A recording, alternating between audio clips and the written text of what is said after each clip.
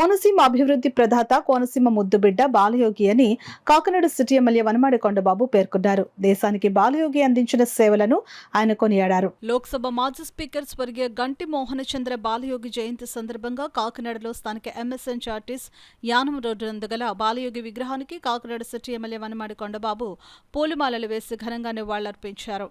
ఈ సందర్భంగా ఎమ్మెల్యే కొండబాబు మాట్లాడుతూ సామాన్య కుటుంబంలో జన్మించి అహర్నిశలు కష్టపడుతూ విద్యను అభ్యసించి న్యాయవాది వృత్తిలో కొనసాగుతూ స్వర్గీయ నందమూరి తారక రామారావు ఆశీస్సులతో రాజకీయ రంగ ప్రవేశం చేసి లోక్సభ స్పీకర్ స్థాయికి ఎదిగారని అన్నారు.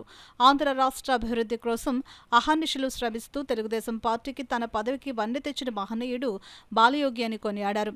ఆయన ఆశయాల సాధనకు ప్రతి టీడీపీ నాయకుడు కార్యకర్తలు కృషి చేయాలని కోరారు. ఈ కార్యక్రమంలో టీడీపీ నాయకులు సీకోటి అప్పలకొండ, బలసాడి రంగారావు, బొడ్డు దేవరాజు, ఎస్కే కజ్మూర్, అంబటి చిన్న, తాజుద్దీన్ కార్యకర్తలు తదితరులు పాల్గొన్నారు.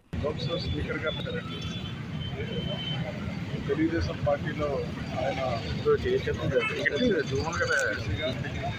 ఎంపీగా లోక్సభ స్పీకర్ స్థాయికి ఎదిగారు.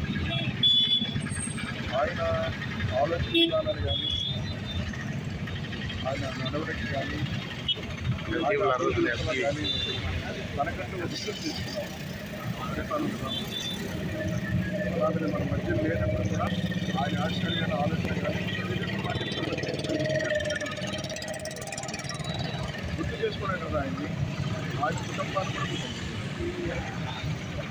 వాళ్ళ అబ్బాయికి ఆయన మరణించిన తర్వాత వాళ్ళ శ్రీమతి గారికి ఎంపీ టికెట్ ఇవ్వబడుతుంది.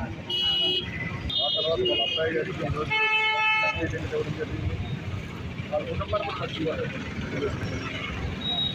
ఈరోజు ఆయన చేసిన అభివృద్ధిని ఒక స్ఫూర్తిగా తీసుకున్నారు చాలామంది. ఇది కూడా ఒక స్ఫూర్తిగా తీసుకుంటున్నారు.